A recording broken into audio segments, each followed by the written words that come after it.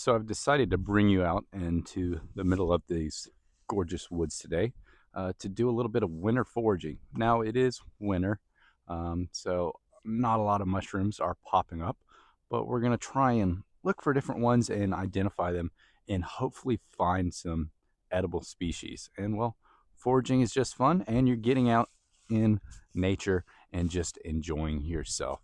So we're going to get after it and hopefully find some edible mushrooms. So let's go.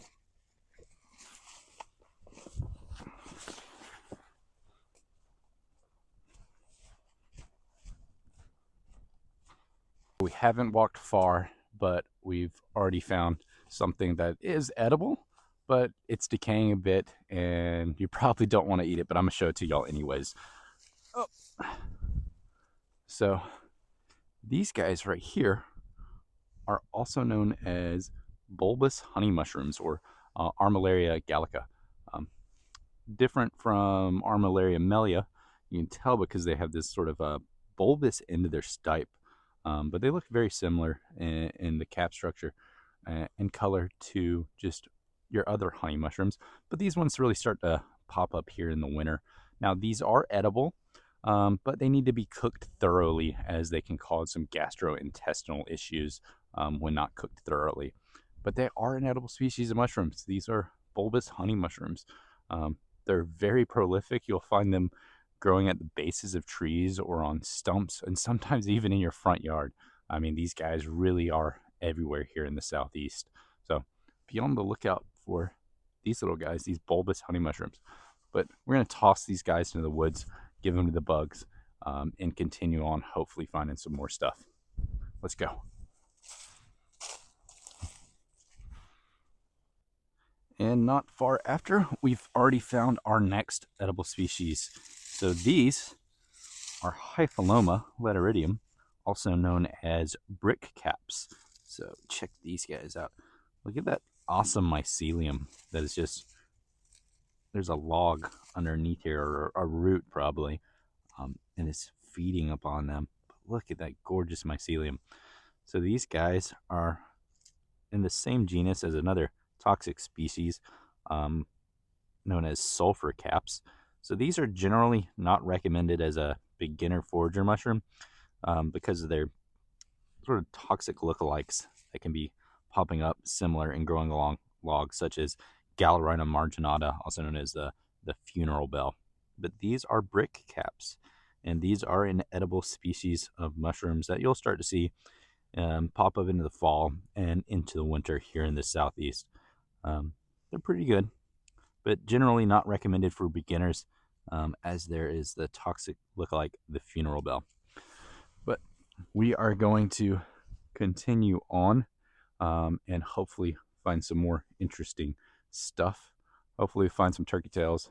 Maybe we'll find some oysters. It did rain a couple days ago, so fingers crossed, and hopefully we'll be in luck. I often get asked what it takes to get comfortable foraging for wild foods, wild mushrooms, and just overall overcoming that worry that you might poison yourself, because it does happen. There have been an increase of cases, I think, since COVID, because more and more people are getting outdoors and getting interested in foraging for wild foods. And all I can say, it's a time thing.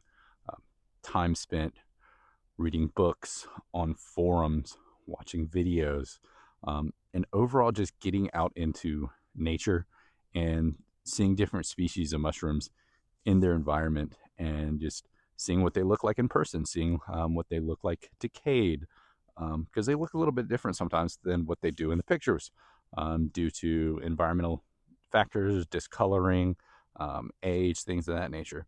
An overall great help that I would definitely recommend is joining Facebook groups. There's a boatload of Facebook groups. They're all admin and mod by some really awesome, extremely smart people who know what they're talking about. And by joining these various Facebook groups, you're exposed to tons and tons of pictures of not only various mushrooms, but a lot of times the same mushroom over and over and over again. So you get to see it multiple times throughout the different stages of its life, different seasons, And so you get various context clues. And the more you're able to see it, the more you'll get comfortable with foraging. And overall, it's just a time thing. Um, it'll take a good year or so before you start to feel comfortable. A lot of the beginner species like oyster mushrooms, turkey tails, things, and chanterelles, morels were pretty easy to identify, and you can get comfortable with those pretty quickly. It's when you get to more different things like the edible amanitas and things of that nature. But overall, it's just a time thing. And just get out there in the woods and find mushrooms and ask questions.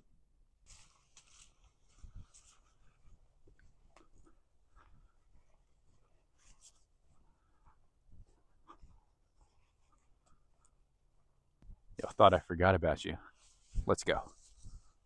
Check it out, guys. One thing I love about fall and winter is waxy caps. Um, this is a hygrocebi species. They can be difficult to identify to species standpoint, but check this bright yellow color out. That's quite cool. It's kind of slimy, but yeah, a bunch of different hygrocebi species start to pop up in winter and fall. So we're gonna continue on. I don't believe these guys are edible, but they are pretty. So always be on the lookout, because check out what we just found.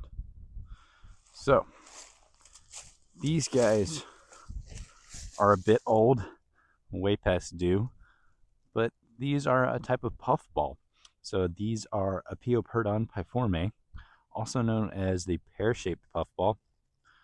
And these are way past due, but when they're sort of young and fresh like this, you're going to find these guys on fallen logs and at the bases of stumps. And they start off kind of sort of white to tannish in color. And then as they age, they start to get brown and get to where they're about to release their spores. Let's see if we can puff some of those. There we go. You see those spores releasing. But these guys are edible as long as they're white inside. So if you cut one open and it's solid white on the inside, not really yellow or browning, they are edible. I like to peel this sort of rough outer layer off of them, and you can saute them. They're kind of like tofu. They'll take on the flavor of whatever sauces or seasonings you utilize. But yeah, these are pear-shaped puffballs, also known as Apioperdon piforme. And they'll be found on stumps and fallen logs. Let's continue on. We have made it to this creek area. There's a few stumps and logs around. So I'm going to walk over to that stump. I think I see something, and I may know what it is, but I'll be right back.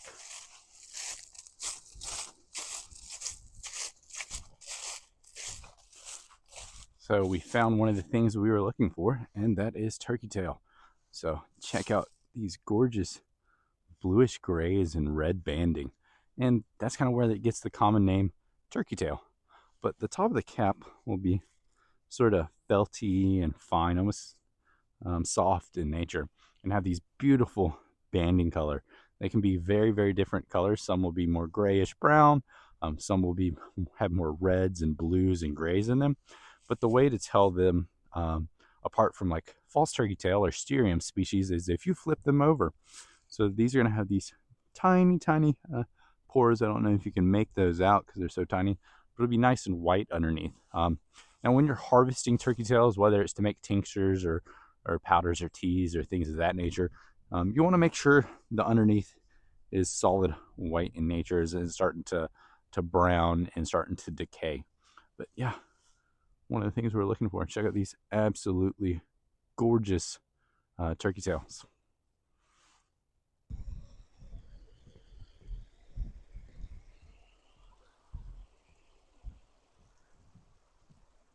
We have just come across another absolutely gorgeous hygrocebi. Let's reach down and grab him. But check out this gorgeous yellow color. It's a yellowy gold orange. This is a waxy cap. If you look, the cap is nice and waxy and slimy. But yeah, check out those crazy yellow colors. Like absolutely gorgeous. You never know the colors that you're gonna find out in nature. But we're gonna continue on. We're about a mile and a half into our foraging hike now. We'll probably go another half mile before we start to make our way back to the car.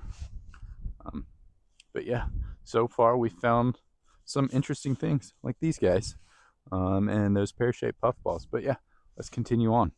I have come across some more honey mushrooms at the base of this tree. These are more of those Armillaria gallica, also known as the bulbous honey mushroom. You can see that nice little fat end of its stipe, and the cap is sort of nice tan khaki brown color and has these sort of raised fine bits on the top, slightly rough in texture. And remember, these guys are edible, but you do want to cook them thoroughly because they can cause some gastrointestinal issues. But these guys are edible. And there's a little slug eating on that guy. But yeah, very cool find. And right behind it, we have some Cupophilus, another waxy cap. These guys are nice and white and have that waxy cap, which is why they have that common name, waxy caps. Very cool find. But yeah, bulbous honey mushrooms. Well, this tree is kind of toast because honey mushrooms are parasitic and they are rotting out the roots. So that's sad, but they are edible, so we can enjoy them. And we're going to continue on, hopefully finding some more interesting edible species. Hopefully we can find some Amanita persicina, one of the Amanitas I've been on the look for. I have yet to find one this season, so let's go. We are just finding loads of these hygrosides. Awesome. These waxy caps, these little yellow guys. I kind of want to see what one of these tastes like. Now, all species of mushrooms, regardless of whether they're edible or toxic, you can taste them as long as you spit them out. So, not really any flavor to it. I'd say kind of mushroomy. I tasted a species earlier that tasted kind of sweet, almost like cucumbery in nature. But yeah, all species of mushrooms, regardless of whether they're toxic or edible, you can do a spit and taste test, and oftentimes that can be used to help you narrow down and identify it, especially with boletes as well. That's one area of mushrooms that the spit test is definitely recommended and can help you narrow it down to what it exactly is. But yeah, we are out here in the middle of the woods. We're the only people out here, which is nice. It's nice and quiet out here, and we've got the woods to ourselves. So we're going to continue on.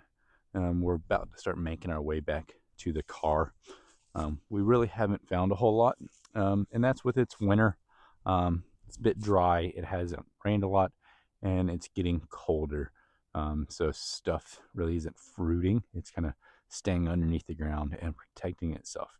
You got to remember the fruiting body of the mushroom you actually see isn't the whole mushroom. The larger mycelium network is underneath the ground, right underneath our feet. And that is what makes up the larger part of the mushroom. But yeah, absolutely great, gorgeous sunny day. We're going to keep on going. We had a storm a little while ago, and it seems to have just shorn this pine tree right off. I mean, this is a pretty fresh looking pine tree. It doesn't look like it's decayed or anything, but that just goes to show how powerful Mother Nature can be in storms. I mean, it just ripped this thing right in half. Now it's blocking part of the trail, but that is absolutely crazy. We're finishing up foraging and we're headed back to the parking lot. So I'll catch y'all there. Well, we made it back to the parking lot. We just finished up foraging. It being winter, we didn't find a whole lot of edible species. Well, I mean, we did find some honey mushrooms, some brick caps, and some pear-shaped puffballs. So those are, and a turkey tail as well. But I hope you guys enjoyed. If you like this type of content, foraging, outdoor, hiking, things of that nature, be sure to like and subscribe. I'll post a link down below for some recommended mushroom identification guides, because not all guides are created the same, as well as I'll put a link to my other socials such as Instagram and TikTok if you like some short form content. So I hope y'all enjoyed me bringing y'all along and showing y'all some winter foraging and identifying some things for you guys. So stay safe out there and get out and enjoy nature.